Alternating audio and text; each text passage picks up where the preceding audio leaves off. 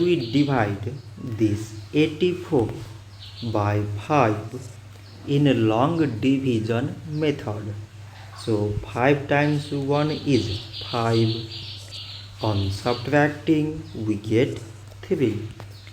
So now we put down this 4 and it is 34.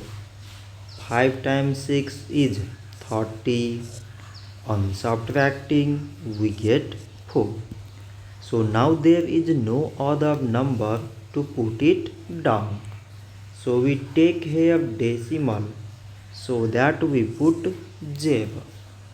So it is 40 and 5 times 8 is 40.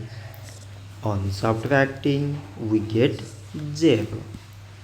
So 84 divided by 5 is 16.8.